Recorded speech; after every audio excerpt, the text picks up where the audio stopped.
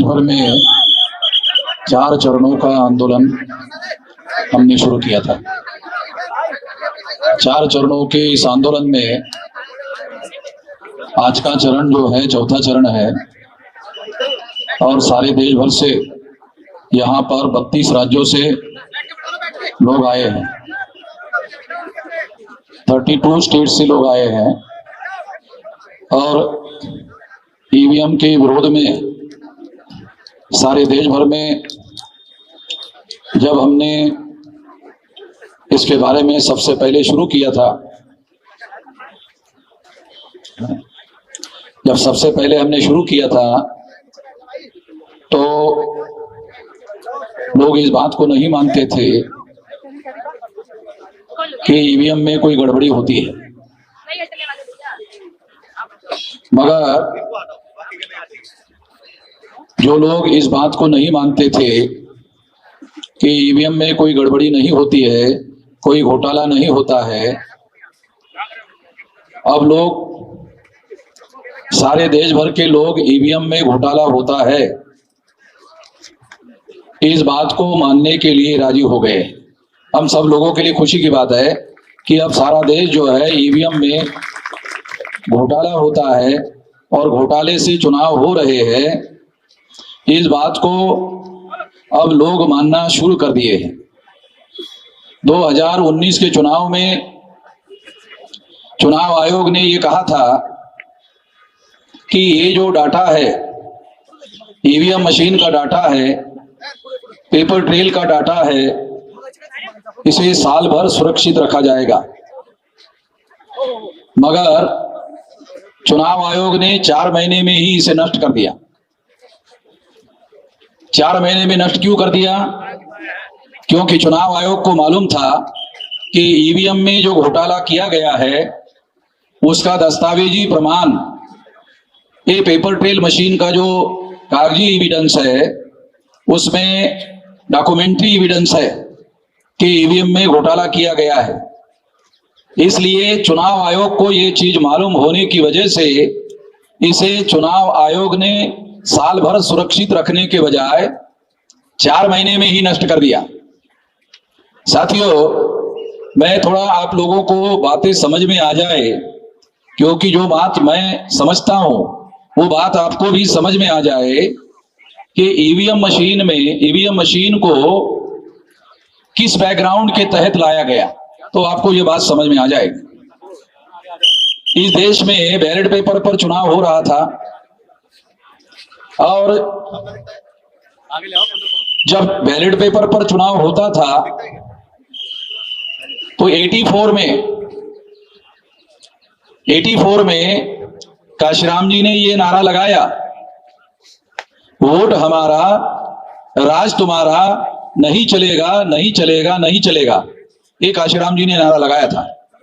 तब भारत का जो शासक वर्ग था उनको ये लगा कि जो लोग शासक चुनने का काम करते थे और दूसरे ही लोगों को शासक चुनते थे, अब कहने लगे वोट हमारा राज तुम्हारा, नहीं चलेगा नहीं चलेगा। तो अब ये लोग अपना शासन बनाना चाहते हैं, अपना शासक बनाना चाहते हैं, शासन बनाना चाहते हैं, अपना राज बनाना चाहते हैं। आप लोगों को याद है या नहीं है मालूम नहीं कि 14 अप्रैल 84 को काशीराम जी ने बहुजन समाज पार्टी बनाई और 81 में 6 दिसंबर 81 को उन्होंने एक संगठन बनाया था DS4। कुछ लोगों को जानकारी होगी, कुछ लोगों को जानकारी नहीं होगी। हम तो इस आंदोलन में शुरू से संघर्ष में शामिल होते रहे, तो DS4 के द्वारा भी चुनाव लड़ा गया था और चुनाव लड़ने की वजह से इस देश के शासक वर्ग में यह मैसेज गया था कि अब ये लोग शासक चुनने का जो काम करते थे, क्योंकि वोट के अधिकार में 2 अधिकार शामिल है। ये समझने की जरूरत है हमारे लोगों को ये बात समझ में नहीं आती है। ये आज भी हमारे लोगों को समझाने की जरूरत है। वोट के अधिकार में 2 अधिकार शामिल है, शासक चुनने का और शासक बनने का। हमारे लोगों को, तमाम लोगों को यह बात अभी भी समझ में नहीं आती ठीक से। वोट के अधिकार में 2 अधिकार शामिल है।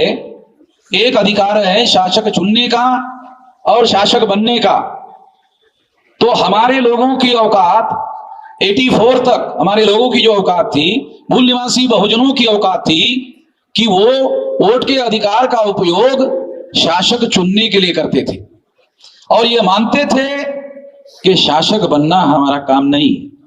हमारे लोग ऐसा मानते थे कि शासक बनना हमारा काम नहीं है, इसलिए वो शासक चुनने का ही काम करते थे और दूसरों में से शासक चुनते थे। इसलिए दूसरों में से शासक चुनते थे, तो जब उन्होंने 84 में बहुजन समाज पार्टी काशीराम जी के द्वारा बनाकर देखी और उन्होंने नारा लगाया, वोट हमारा राज तुम्हारा, नहीं चलेगा नहीं चलेगा, तब लोगों को लगा, शासक वर्ग को लगा कि अब ये शासक चुनना नहीं चाहते हैं, शासक बनना चाहते, शासक चुनना नहीं, शासक बनना चाहते हैं। तो ये अभियान काशीराम जी के द्वारा शुरू किया गया था और इस वजह से 84 में जब ये बात सामने आई तो ईवीएम मशीन लाने का काम शुरू हुआ। ये थोड़ा बैकग्राउंड में आप लोगों को समझा रहा हूं कि ईवीएम मशीन अपने आप नहीं आई। ईवीएम आने के पीछे एक बहुत बड़ी वजह यह है कि हमारे लोगों ने इस देश में शासक बनने का अभियान शुरू किया था। अभी शासक चुनने का काम बहुत हो गया, अब हम लोग शासक बनेंगे। ये अभियान जब शुरू किया गया था, इसको रोकने के लिए ईवीएम मशीन लाया गया और उसके बाद में 20 साल तक इसका प्रयोग किया गया। सबसे पहले केरला में ईवीएम मशीन का प्रयोग शुरू हुआ और सारे देश भर में इसका प्रयोग धीरे धीरे इस तरीके से किया गया ताकि इस मशीन को जैसा वो चाहते थे वैसा उसको डेवलप किया जाए। जैसा मशीन वो चाहते थे, उस मशीन का जैसा उपयोग करना चाहते थे, वैसा उपयोग करने के लिए उनके पास ईवीएम मशीन का तजुर्बा होना जरूरी था। इसलिए 84 से लेकर उन्होंने 2004 तक ये प्रयोग किया और 2004 को फिर सारे देश भर में ईवीएम लागू किया। क्योंकि हमारे लोगों को बहुत सारी बातों की जानकारी नहीं होती है, इसलिए ये बात मैं आप लोगों को बता रहा हूं, समझा रहा हूं। ये इस बैकग्राउंड के साथ ईवीएम को समझना है, इस बैकग्राउंड के साथ समझना है। इसलिए ये बैकग्राउंड आपको मैं समझा रहा हूं कि ईवीएम का लाने का जो बैकग्राउंड है वो ये है कि जब लोग जागकर अपने अधिकार का उपयोग करते हुए शासक बनने का जब लोगों ने अभियान शुरू किया, तब उसको रोकने के लिए ईवीएम लाया गया। तो 2004 में ईवीएम का उपयोग करके कांग्रेस की सरकार बनी। यह सोचना गलत है कि केवल बीजेपी के लोग ईवीएम का इस्तेमाल कर रहे हैं, केवल बीजेपी के लोग ही ईवीएम का उपयोग करके शासक बन रहे हैं। ये बात सही नहीं है, इस तरह से सोचना सही नहीं है। 2004 में कांग्रेस ने ईवीएम का इस्तेमाल करते हुए सरकार बनाई, 2009 में कांग्रेस ने सरकार बनाई और जब इसके सबूत डॉक्टर सुब्रमण्यम स्वामी इन्होंने इकट्ठा किए, इसके सारे सबूत इकट्ठा किए गए डॉक्टर सुब्रमण्यम स्वामी के द्वारा और ये सारे सबूत इकट्ठा करने के बाद ये सुप्रीम कोर्ट को दिए गए। सुप्रीम कोर्ट को ये सारे सबूत दिए गए। लाल कृष्ण आडवाणी को कांग्रेस ने ये प्रस्ताव दिया था। क्या प्रस्ताव दिया था? कि हमने 2 बार घोटाला करके सरकार बनाई है, तुम भी 2 बार कर लो और हमारी छोटी सी शर्त है, चुप हो जाओ। आडवाणी की विचारधारा से हम सहमत नहीं है, मगर ईमानदारी इंडिविजुअल कैरेक्टर होता है। जो ईमान होता है ना, ईमान ये इंडिविजुअल कैरेक्टर होता है। तो आडवाणी जो है वो ईमानदार आदमी था। वो जो कचरे के ढेर में पड़ा हुआ है ना अभी, वो उसके ईमानदारी की वजह से पड़ा हुआ है। आडवाणी जो है वो ईमानदार आदमी था और उसके ईमानदार होने की एक वजह ये थी कि वो ब्राह्मण नहीं था। हाँ, ये भी एक बड़ी वजह है। हाँ, लालकृष्ण आडवाणी जो है ये ब्राह्मण नहीं है। तो ये ईमानदार आदमी था, तो उसने इस बात को नहीं माना और ये मामला सुप्रीम कोर्ट लेके गए। अगर आडवाणी नहीं चाहते तो ये मामला सुप्रीम कोर्ट में नहीं जाता, सुप्रीम कोर्ट में लेके गए। और सुप्रीम कोर्ट में लेकर जाने के बाद 8 अक्टूबर 2013 को सुप्रीम कोर्ट ने फैसला दिया। फैसला है, जजमेंट है, कि काल्पनिक बातें नहीं बोल रहा हूं। ये सुप्रीम कोर्ट ने ये जजमेंट दिया। ये क्या जजमेंट है कि ईवीएम मशीन के द्वारा फ्री, फेयर एंड ट्रांसपेरेंट चुनाव नहीं हो सकता। ये सुप्रीम कोर्ट कह रहा है, ये कोई पार्टी नहीं कह रही। नहीं तो बीजेपी वाले कहते हैं अरे वो चुनाव हार गया इसलिए ऐसा कहना। तो सुप्रीम कोर्ट पार्टी थोड़ी है। सुप्रीम कोर्ट ने तमाम लोगों की बातों को सुना, सरकार का भी सुना, चुनाव आयोग का भी सुना, विरोधी पार्टी का भी सुना। सबका सुनने के बाद निर्णय दिया कि ईवीएम मशीन के द्वारा फ्री, फेयर एंड ट्रांसपेरेंट चुनाव नहीं हो सकता। ये सुप्रीम कोर्ट ने निर्णय दिया। और ये सुप्रीम कोर्ट ने निर्णय देने के बाद में ये जजमेंट में सुप्रीम कोर्ट ने और ये कहा कि चूंकि केवल ईवीएम मशीन के द्वारा फ्री, फेयर एंड ट्रांसपेरेंट चुनाव नहीं हो सकता। फ्री का मतलब मुक्त चुनाव नहीं हो सकता, फेयर का मतलब निष्पक्ष चुनाव नहीं हो सकता, ट्रांसपेरेंट का मतलब पारदर्शी चुनाव नहीं हो सकता। क्योंकि पहले जो ईवीएम मशीन थी उसमें वोटर वोट डालने के बाद उसका वोट किसके नाम पर जमा हुआ आंखों से दिखता नहीं था, आंखों से दिखता नहीं था। तो ये मशीन पारदर्शी भी नहीं थी। तो इस तरह से सुप्रीम कोर्ट ने अपने जजमेंट में लिखा हुआ है। और फिर जजमेंट में दूसरी बात लिखी कि फ्री, फेयर एंड ट्रांसपेरेंट चुनाव के लिए पेपर ट्रेल मशीन लगाना होगा। तो पेपर ट्रेल मशीन लगाई गई। तो पेपर ट्रेल मशीन लगाने से क्या हुआ? पेपर ट्रेल मशीन लगाने से केवल ये दिखाई देता था कि आपने जिस पर बटन दबाया उसी पर स्टैंप लगा, आंखों से केवल दिखाई देता था, केवल आंखों से दिखाई देता था। और दिखाई देने के बाद कागज का टुकड़ा कटकर बैलेट बॉक्स में गिरता था, मगर गिनती जिस ईवीएम में घोटाला होता है उसी ईवीएम की गिनती होती थी। यानी घोटाला सुप्रीम कोर्ट का निर्णय लगने के बाद भी बदस्तूर जारी रहा। क्यों? क्योंकि कागज का टुकड़ा गिरकर जो बैलेट बॉक्स में गिरता था उस कागज के टुकड़े की गिनती नहीं होती थी। ईवीएम मशीन में जो टेक्नोलॉजी है, टेक्नोलॉजी क्या कर सकती है कि यान चांद पर गया। चांद पर जाने के बाद पता चला बॉम्बे के इंजीनियरों को कि कुछ यान में गड़बड़ी हो गई। तो बॉम्बे के इंजीनियरों ने कहा चलो दुरुस्त कर लेते। यानी यान उधर है, चांद पर है, और इधर बैठे बैठे ही दुरुस्त करते थे इसरो में। यहां पर ईवीएम है और यहां पर वो आदमी है, वो यहां नहीं कर सकता, वे चांद पर कर सकता है। चांद पर सुधार कर सकता है, इसका मतलब रिमोट कंट्रोल टेक्निक है। टेक्नोलॉजी थोड़ी बहुत जानने वाले जो लोग हैं उनको मतलब रिमोट कंट्रोल टेक्निक है। रिमोट से उसको चलाते थे और अपने हिसाब से उसका उपयोग करते थे। तो यहां के यहां क्यों नहीं किया जा सकता? तो ईवीएम मशीन में पेपर ट्रेल मशीन लगाया गया, मगर पेपर ट्रेल का जो कागज का टुकड़ा है उसमें तो स्टैंप लगा हुआ है, उसकी तो गिनती नहीं होती थी। गिनती जिस ईवीएम में घोटाला होता था उसी की गिनती होती थी। तो ये अभी भी जारी है, ये अभी भी जारी है। भ्रम क्या हुआ? अरे पेपर ट्रेल तो लग गए ना, आप बोल रहे थे ना, लगा दिया।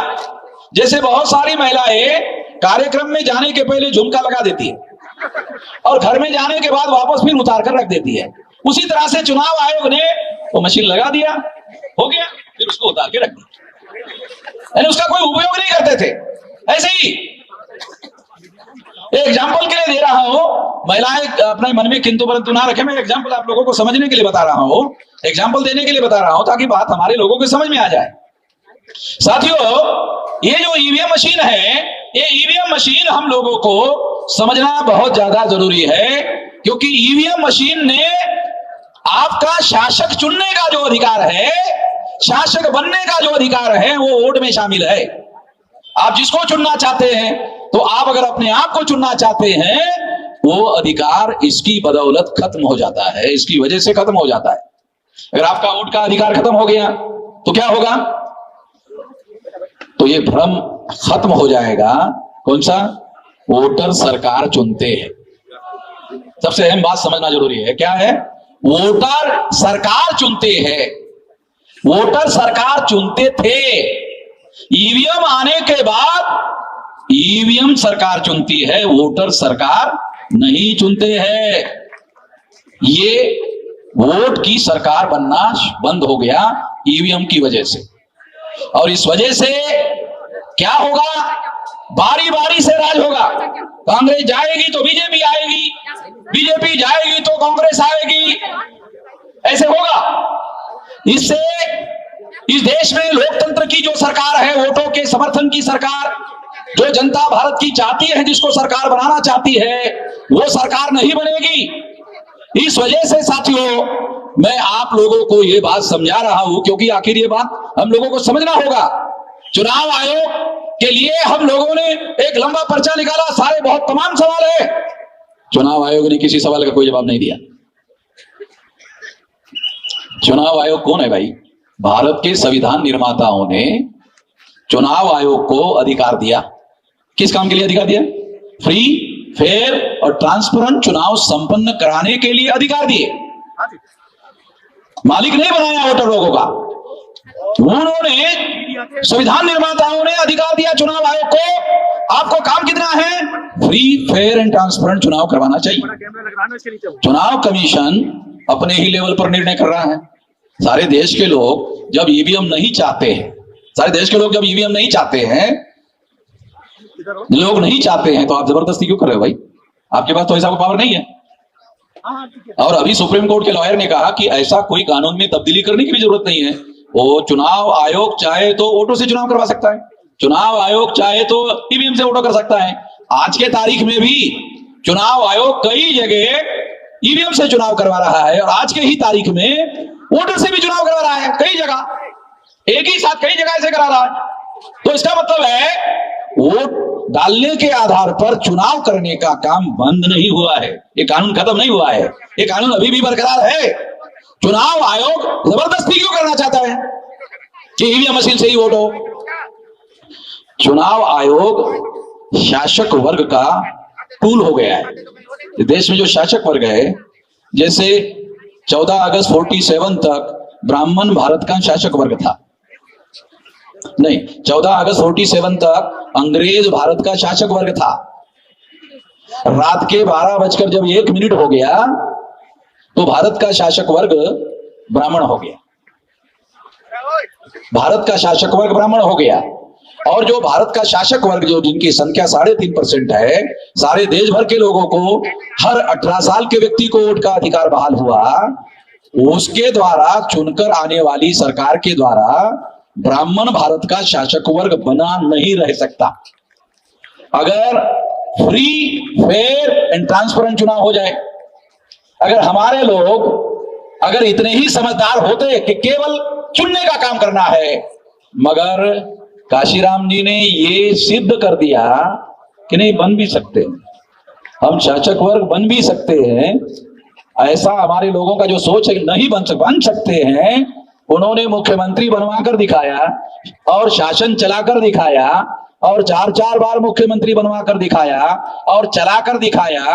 जो लोग ऐसा सोचते थे कि हम नहीं बन सकते, बन गए और सरकार चलाकर भी दिखाई।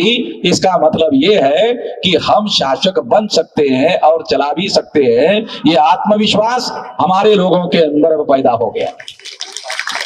वामसेव के द्वारा सारे देश भर में हम लोगों ने ऐसा जागरण, महाजागरण सारे देश भर में चलाया हुआ है, और लोग इस काम के लिए अब तैयार हो रहे हैं। तो सबसे पहले तो आप लोगों को सबसे अहम बात क्या करना है, यहां जो मैं मैसेज आपको देना चाहता हूं कि आखिर करना क्या है, ये बहुत इंपॉर्टेंट बात है। साथियों, आने वाले समय में, अभी 24 चल रहा है, हमने 2030 तक का 7 साल 8 साल का समय निर्धारित किया। ये 8 साल में आपको करना क्या है? तो 8 साल में आपको 6 लाख गांव का संगठन बनाना है। अगर आप 6 लाख गांवों में जाते हो, जैसे दिल्ली में आए, 2000 किलोमीटर से आए, 1500 किलोमीटर से आए, अपने जिले में 200 किलोमीटर जाओ, अपने गांव में जाओ और अपने गांव में कमेटियां बनाओ। चुनाव आयोग चुनाव संपन्न कराने के लिए बूथ लेवल की कमेटियां बनाती है, बूथ लेवल का संगठन तैयार करती है टेम्पररी चुनाव के लिए। वहां 1000 वोटर होते हैं एक बूथ में, तो हमको बूथ लेवल का संगठन खड़ा करना है।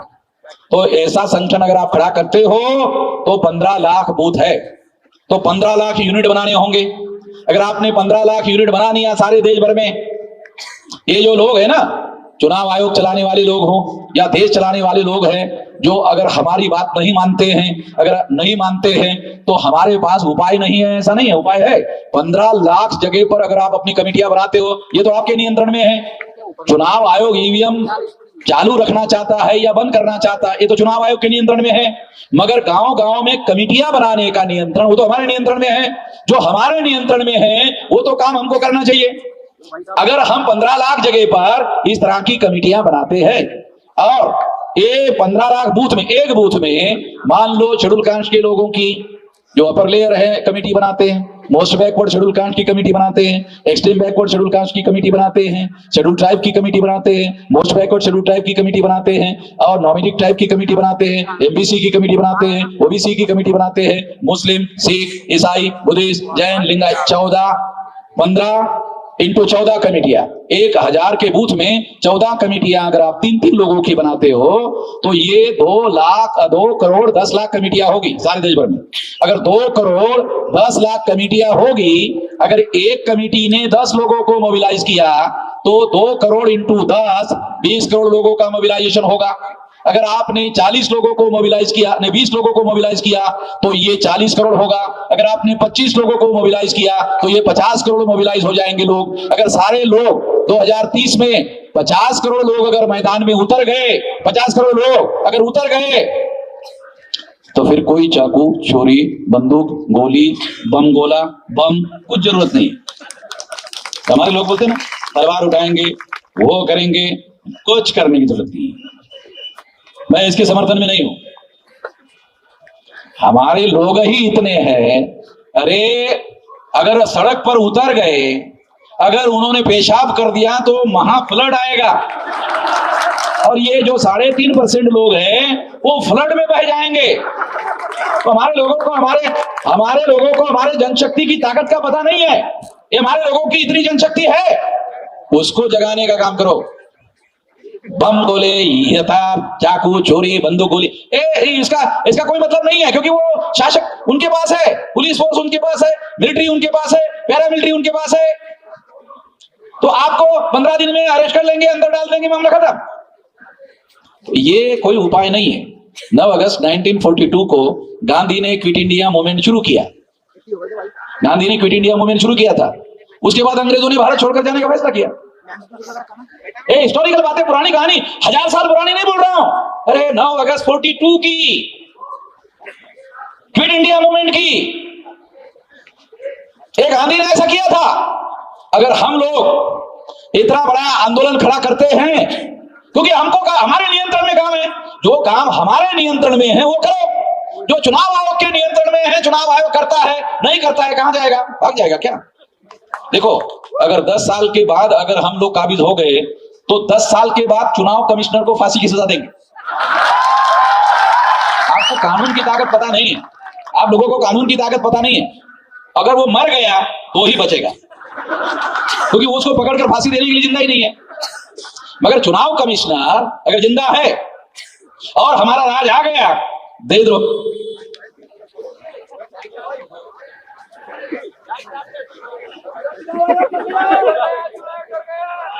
हेलो, हाँ, तो अगर वो मर गया तो ही बचेगा।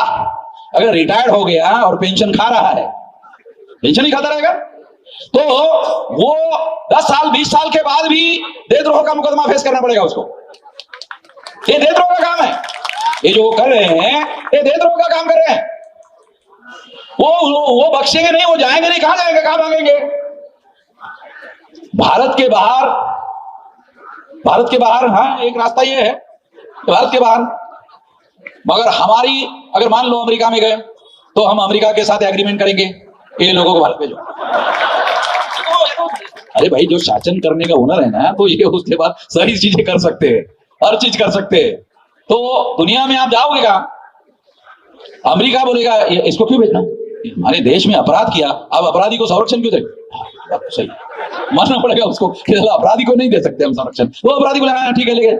तो इस तरह से मैं आपको ये बताना चाहता हूं कि आने वाले समय में हम लोगों को ये बहुत बड़ा राष्ट्रीय स्तर का आने वाले समय में आंदोलन खड़ा करने के लिए एक बड़ा इशू है। देखो, आंदोलन खड़ा करने के लिए इशू भी तो चाहिए ना, है?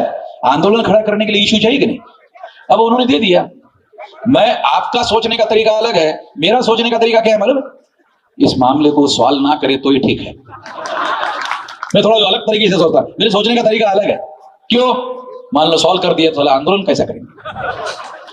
आंदोलन करेंगे तो करोड़ों लोगों को अपने समर्थन में खड़ा करेंगे, और करोड़ों लोगों का आंदोलन नहीं रहेगा, आंदोलन जन आंदोलन हो जाएगा। और अगर आंदोलन जन आंदोलन हो गया तो ये जो 3.5% लोग है, ये 3.5% लोगों की हम लोग मुक्त हो जाएंगे, आजाद हो जाएंगे, और हम लोग इस देश के आजाद नागरिक होंगे और हमारा इस देश में राज भी होगा। मैं ऐसा मानकर चलता हूं कि ये कहानी अब 7-8 साल की है, ज्यादा लंबी नहीं है।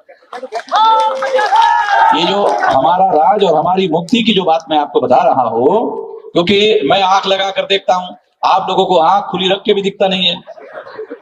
क्यों? क्योंकि मैं तो दूरदृष्टि से देखता हूं और डेली सारे देश को और सारे समाज को और लोगों को जगाने के काम में लगा हुआ हूं, तो मैं उस हिसाब से सोचता हूं। मैंने 18 साल कुछ महीने की मेरी उम्र थी, तब से लगा हुआ हूं, और अभी मेरी उम्र 67 साल की है। तो ये इतना बड़ा जो सारे देश भर में अब जन आंदोलन की दिशा में आगे बढ़ रहा है, ये इतना लंबे देर से तैयारी करने की वजह से है। आप लोगों को लगता है 8 साल, अरे बहुत लंबा है, हमारे लोगों को ऐसा लगा 8 साल बहुत लंबा है। ये जो नौजवान लोग हैं, 8 साल में तो ये लोग हुक्मरान बनने के लिए परिपक्व हो जाएंगे, तैयार हो जाएंगे। इसलिए ये तैयार हो जाएंगे तो जरूरी थोड़ी है कि वामन मेश्राम को ही हुक्मरान बनना चाहिए। आप में से भी कोई आदमी हुक्मरान बने, क्यों नहीं बनना चाहिए? इसके समाज को तैयार कर रहे हैं, इसलिए ये काम चल रहा है, कारवां चल रहा है। हम लोग अपने लिए नहीं लड़ रहे हैं, हमारे कौम के लिए लड़ रहे हैं, इंडिविजुअल के लिए नहीं लड़ रहे हैं। ये बात साथियों हम लोगों को ध्यान देना बहुत ज्यादा जरूरी है। साथियों देखो, एक बात और मैं आपको बताना चाहता हूं, वो ये है कि आज से 2010 में जब ये मामला मैंने खड़ा किया था, कब कोई जानता नहीं था, बल्कि मेरे ही कार्यकर्ता मुझे ये कहते थे, काम का ये तो आदमी को यार अकलमंद मानते थे, वामन मेश्राम को तो सेंसिबल आदमी मानते थे, ये क्या गलत बात, गलत मुद्दा लेके गए। तो इतनी समझदारी और इतनी अकल जो है, इतना आसान काम तो है नहीं कि सभी के पास हो जाए। अगर सभी के पास हो जाए तो फिर वामन मेश्राम राष्ट्रीय अध्यक्ष कैसे बनेगा? वामन मेश्राम राष्ट्रीय अध्यक्ष नहीं बनेगा ना। तो फिर उसके लिए ये समझदारी होना बहुत जरूरी है, ये जानकारी होना बहुत जरूरी है। तो मैं आपको आखिरी बात कहकर अपनी बात समाप्त करना चाहता हूं साथियों, कि आज से 2010 को ये मामला जब हमने खड़ा किया, तो ये मामला खड़ा करने के बाद में ये कोई नहीं जानता था, आज ये मामला राष्ट्रीय इशू हो गया है, नेशनल इशू हो गया है। नेशनल इशू हो गया, इसका मतलब है अब ये मामला हल होने की दिशा में नेशनल एजेंडे पर आ गया है। और पवार साहब इंडिया गठबंधन के बड़े नेता हैं, वो इस बात को मान गए, इसका मतलब इंडिया गठबंधन में भी मामला अंदर पहुंच गया है। और इसलिए मैं एक बात, आखिरी बात कहकर आपको कुछ आंकड़े हैं बहुत चौंकाने वाले, आपको बताना चाहता हूं। क्या आप में से कितने लोगों को यह पता है? अरे भाई, आप मट्टी के ढेले हो जो पानी से भरभरा जाओगे, मिट्टी के ढेले हैं जो पानी गिरने से भरभरा जाओगे। मैं भी तो इधर ही हूं। अभी मट्टी के ढेले नहीं हो, अभी क्या होगा, ज्यादा से ज्यादा क्या होगा, कपड़े गीले होंगे ना। तो शरीर में गर्मी है, ज्यादा से ज्यादा कपड़े गीले होंगे। तो आखिरी बात आपको बताना चाहता हूं, देखो 2019 के चुनाव में मोदी को वोट परसेंटेज पड़ा 37.7%। मोदी को कितना परसेंटेज वोट था? 37.7%। और इंडिया गठबंधन अभी जो बना, उनके पास कितना परसेंटेज वोट है? 62.3%। अरे कुछ समझ में आ रहा? तो मोदी को ऐसा लगता है कि वो चुनाव नहीं जीत सकता। मोदी को ऐसा लगता है क्योंकि लड़ाई कैसे 37.7% वर्सेस 62.3%। तो इतने वोट थे तो पिछली बार मोदी चुनाव क्यों जीत गया और ये लोग क्यों हार गए? क्योंकि इंडिया गठबंधन वाले लोग यूनाइटेड चुनाव नहीं लड़ रहे थे।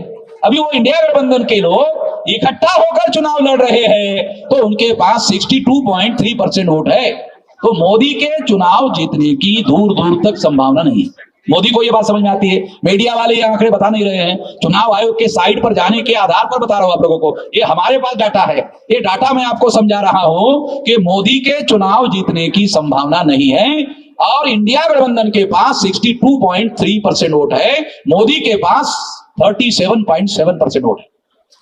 और 10 साल का सरकार चलाने के बाद कुछ लोग उसके समर्थक विरोध में भी हो गए, कुछ विरोध में भी हो गए हैं। इसलिए राम मंदिर बनाने की बातें करने लगे। सरकार का काम तो नहीं मंदिर बनाना, मगर मंदिर बनाने की बात जो मोदी कर रहा है तो उसका कारण यह है कि उसको लगता है कि मैं चुनाव शायद नहीं जीत सकता, इसलिए मंदिर बनाने के झंझट में पड़ा हुआ है। तो इस वजह से ये आखिरी बात मैं आपको समझा रहा हूं, आने वाले समय में ये जो चुनाव है इंडिया गठबंधन वर्सेस इंडिया गठबंधन, तो इसमें बदलाव हो सकता है। इस बदलाव को रोकने का काम ईवीएम के द्वारा हो सकता है। इस बदलाव को रोकने का काम ईवीएम के द्वारा हो सकता है। अगर चुनाव आयोग और शासक वर्ग ने ऐसा करने का काम किया तो मैं शासक वर्ग को चेतावनी देता हूं, हिंसा होगी। अभी कुछ लोग कह रहे हैं ईवीएम, मेश्राम जी ईवीएम फोड़ने का आदेश दे दो। मैं इससे सहमत नहीं हूं। ईवीएम फोड़ने के लिए मैं अभी आपको कोई आदेश देने के पक्ष में नहीं हूं। चुनाव आयोग को विचार करने के लिए 10 दिन का और समय देता हूं। 10 दिन के बाद फोड़ने का वीडियो बनाऊंगा। 10 दिन के बाद 10 दिन तक चुनाव आयोग के अधिकारियों को सोचने के लिए समय दे रहा हूं। कुछ लोगों ने मुझे कहा, क्योंकि ये सारी बातें आपको समझ में आ जाए, अरे इतनी जल्दी आप वोट देने का मामला, बैलेट पेपर का मामला करोगे तो इतनी जल्दी बैलेट कैसे छपेंगे? तो उनको, हमारे लोगों को जानकारी तो होती नहीं। अरे कैंडिडेट का आखिरी नाम डिक्लेयर होने के बाद छपाई का ऑर्डर होता है भाई। गधे लोग, अरे हमारे लोग जो है ना गधे लोग, अरे उनको समझ ही है नहीं ज्यादा। आखिरी कैंडिडेट का नाम जब डिक्लेयर होता है उसके बाद छपाई का ऑर्डर होता है बैलेट पेपर में। ईवीएम मशीन में तो 6 महीने पहले बनाना पड़ता है। बैलेट पेपर में जो कैंडिडेट, कौन आदमी चुनाव लड़ने वाला है कोई पता तो है नहीं चुनाव आयोग को। और हर चुनाव क्षेत्र में अलग अलग बैलेट पेपर छपते हैं, क्योंकि हर चुनाव क्षेत्र में अलग अलग कैंडिडेट होते हैं और कहीं कहीं जो है 50 होते हैं, 60 हो जाते हैं, उसी हिसाब से छपते हैं। तो आप लोगों को यह समझना होगा कि बैलेट पेपर पर चुनाव करने के लिए आसान काम है, ज्यादा काम, मुश्किल काम नहीं है। ये काम होना चाहिए। फ्री फेयर एंड ट्रांसपेरेंट चुनाव के लिए मैं यहाँ चुनाव आयोग को मांग करता हूँ कि बैलेट पेपर पर चुनाव करो और 10 दिन का समय मैं आपको देता हूँ। अगर आप 10 दिन में इसको निर्णय नहीं करते हो तो फिर मैं खुद अपना वीडियो बनाऊंगा कि ईवीएम मशीन फोड़ने के लिए 15 लाख बूथ पर, वैसे तो अभी बूथ बनाना शुरू कर दो। ये जो मशीन फोड़ने के लिए 50% काम तो कर ही दो, बूथ बनाना शुरू कर दो। अगर बूथ बनाने से चुनाव आयोग मान गया, अगर चुनाव आयोग मान गया, बूथ बनाने से मान गया, तो ये बूथ का उपयोग शासक वर्ग बनाने में करेंगे। तरह से काम लेना पड़ेगा। अगर मान लो बूथ वाइज संगठन बन गया तो इसका उपयोग शासक वर्ग बनाने के लिए करेंगे, और नहीं तो फोड़ने तोड़ने के लिए करेंगे।